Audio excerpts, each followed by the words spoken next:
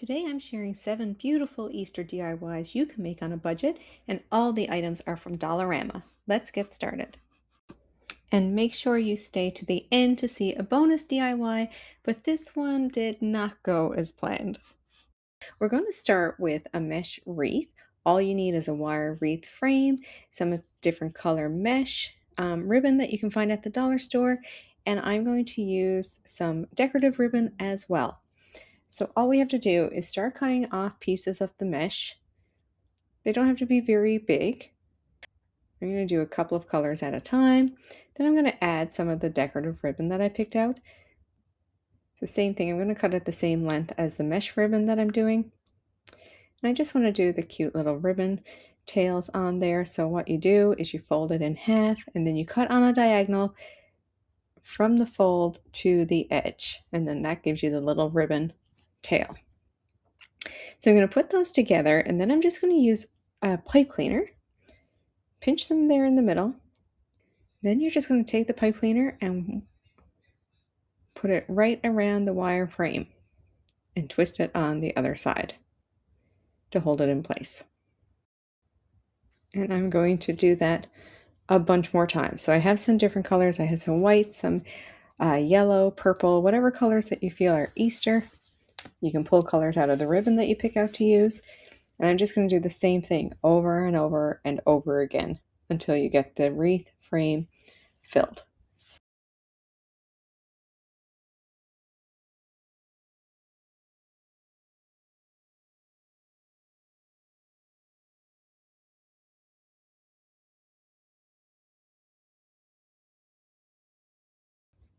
Once you have your whole wreath full, then you can add your embellishments. So I added some Easter eggs. I just glued those on. And then for my bunny in the middle, he was at the dollar store on a little stand. I just used pipe cleaners and tied him onto the wire frame as well. And there he is in his new home. I love all the Easter colors for this one.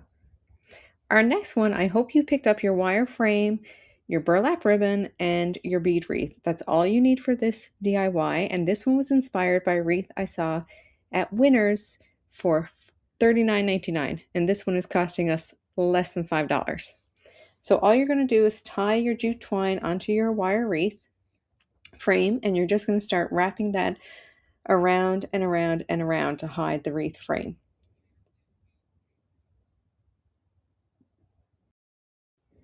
So you want to keep doing it so that they're nice and tight together because you don't want any gaps. You don't want to see the wire frame.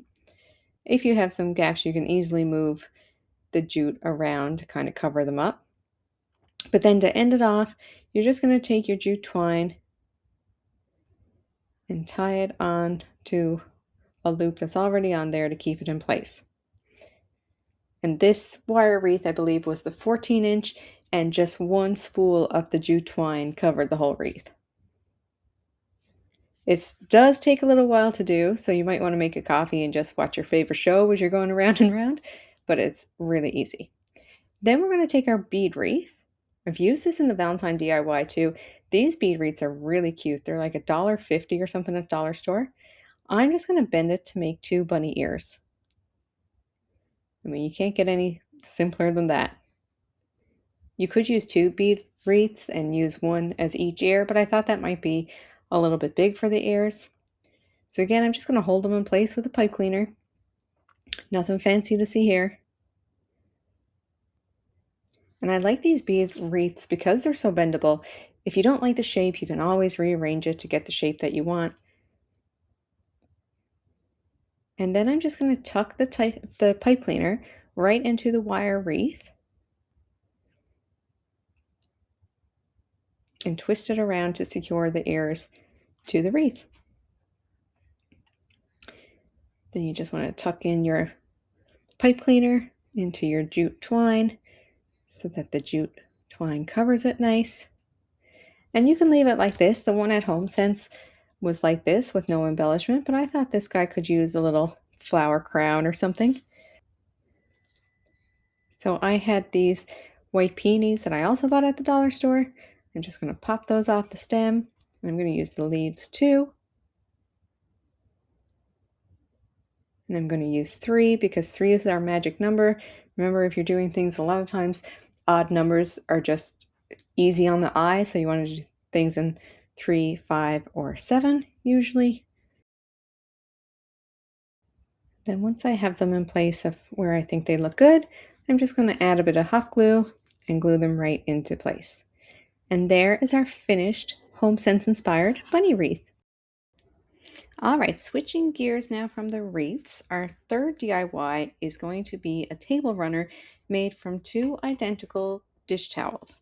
So these ones I picked up at Dollarama because they had the embroidered bunny on the bottom. I thought they'd make a good table runner.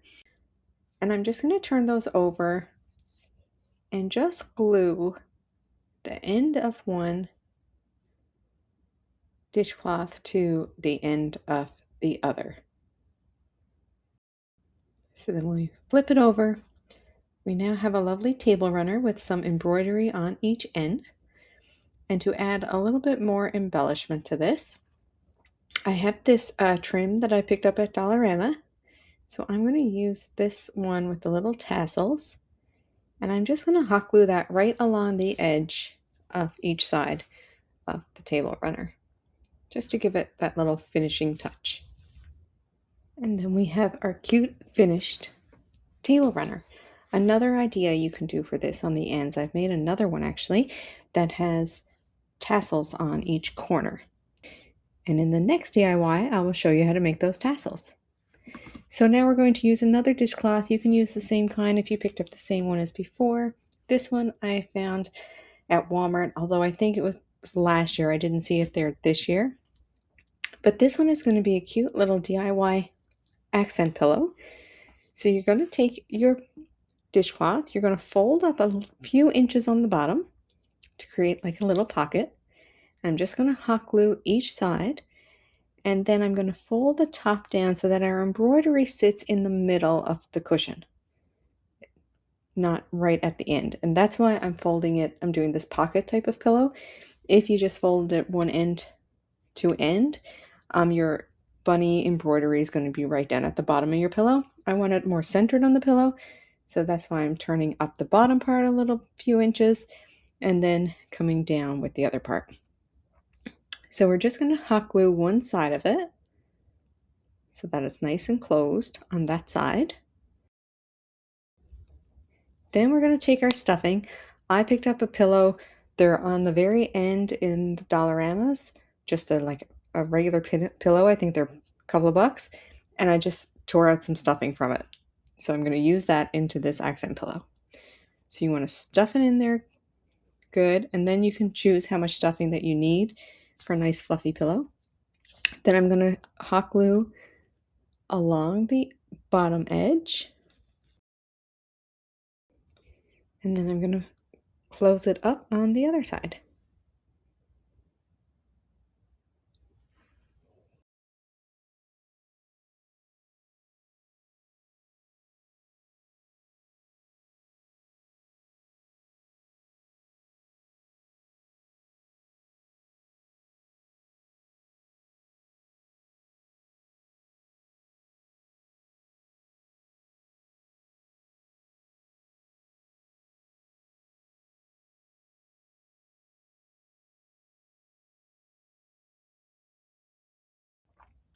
And there's our little pillow. Now you can totally keep it like this, or if you want to add a little embellishment, you just want to take some yarn, and I'm going to show you how to make the pom-pom tassels that I was telling you about. So I'm just going to use the white yarn. The first thing, you want to cut off a string about, I don't know, probably 6-7 inches. Then you're going to take the yarn and you're just going to start winding it around your fingers. You're going to do this about 50 to 100 times. I don't think I actually counted, but I did it until it was pretty thick. Then you want to take it off. Get your little string that you cut off first, put it right in the middle, and we're just going to tie that piece of yarn right around the middle of our loops that we just made. You want to tie it tight.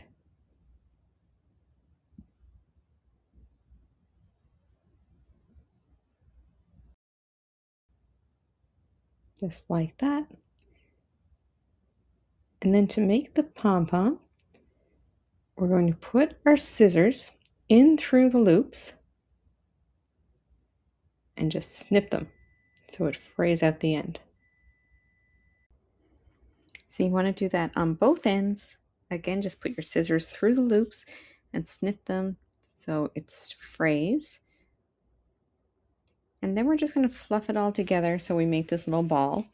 And you can see some edges are longer than the others, so I'm just going to go around and snip those to make it all even. And that gives us a nice fluffy tassel. So I'm going to make 3 more of these. So we have 4 in total. And then I'm just going to hot glue them to each corner of our accent pillow.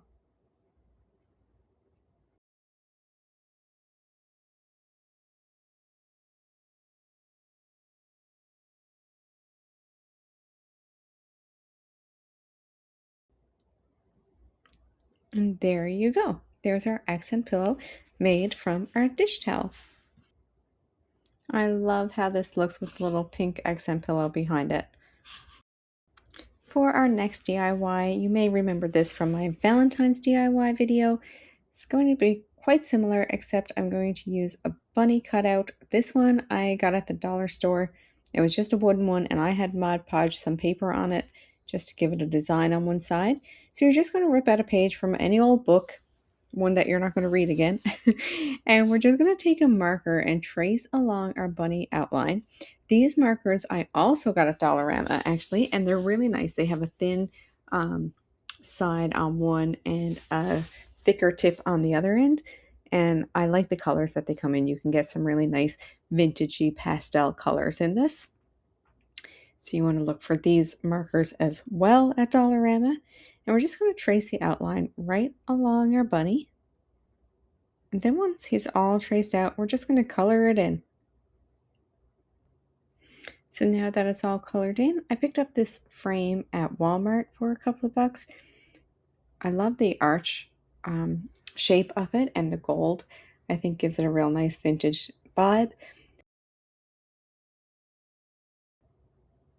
And there's our little vintage bunny picture. I think it looks so sweet, especially next to the blue hydrangeas. It just gives me that romantic feel. So now this one is super easy. We're going to pick up those white eggs from Dollarama. All I'm doing is taking a black Sharpie fine tip marker, and I'm just writing some Easter related words on each egg. I call this the Ray Dunn inspired eggs just because it has that feeling of Ray Dunn, where it's white with just the plain black simple font. I also picked up this ceramic egg holder at Dollarama a year or two ago, and I just thought this tray of eggs looks so sweet now to put on the counter. We're almost done. Let me know in the comments which DIY has been your favorite so far. This next accent piece I absolutely love. So you just want to take a napkin, any Easter napkin that you like, or spring napkin, whatever one you like with the design. You're going to take the back layer off. Now a trick to this is that there's 2 layers on each napkin, 2 white layers that you want to take off. If you only take off the top one, you're going to get more wrinkles and it's not going to work as well. So once you have that, you want a clear dish. I'm using a bowl because it was the only one that I had around, but you can use a clear plate, whatever you have. You're going to take your napkin and you're going to put it print side down onto the back of the bowl or the plate. So I'm just going to take some Mod Podge, cover the entire bowl with the Mod Podge.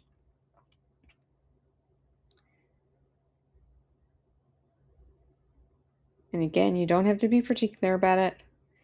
I'm just spreading the Mod Podge all over the glass bowl. And this is a really cute DIY to do for a decorative plate. You can do it for any season. If you want some accent plates for your table, you can just pick up some plain glass ones and use any kind of printed napkin that you really like and create some vintage looking dishes with them. So now that it's all covered in Mod Podge, I'm going to put the napkin right over the bowl and just press down so that it all sticks to the Mod Podge. You might have to go around the edges of the bowl to get it to all stick. And you're going to let that dry. Then once that layer is dry, then you're going to go back in with a second layer of Mod Podge. And again, the Mod Podge dries clear, so you don't have to worry about seeing a lot of white while you're doing this. It's going to work out fine, I promise. So then you're going to let that layer dry too. So then when it's all done, I'm just going to carefully rip off the edges of the napkin. And you're going to have some jagged edges, so then I'm just going to go around with my scissors, trim off the excess pieces. And if you still have some jagged edges, which I did, I just got this sanding block that I already had, and I'm just going to go around the edge of the bowl to get off all the jagged pieces of napkin that are left and make it nice and smooth. But you can already see the print on the bowl. If you want to make the print even more vibrant looking inside, you can paint the outside of the bowl with white paint, but I like seeing the pattern on the outside too. And here is our finished dish. Look how cute that looks with the Easter eggs. I love this one. Okay, I actually tried one more DIY, but let's just say this one didn't make the top 7. This was an idea I saw on Pinterest, looked like a great plan. I started off with lots of enthusiasm, but it didn't quite end up the way I wanted. So after so much cutting and more cutting and more cutting and more cutting, here is my takeaway for this DIY. It would probably work if you had a larger book. My book had about 300 pages, so you may need more pages to make a fuller looking egg. However, if you're going to attempt it, I would suggest using some kind of rotary cutter instead of just scissors, and something that is extra sharp so you can get through more than a couple of pages at a time. If not, you are going to drive yourself insane cutting through this book. So while I did love the idea behind the vintage book Easter egg, there's definitely some lessons that I would take with me for the next one. But let me know if you're going to give it a try, and if it works out for you, I would love to see it. If you love budget-friendly decor, thrift flips, and seasonal decorating, make sure you subscribe so you don't miss the next video where I decorate my entire home for spring. If you want some more spring decor inspiration, watch this next video where I shopped for spring decor and items from this DIY video. A full shopping list is in the description. Thanks for watching.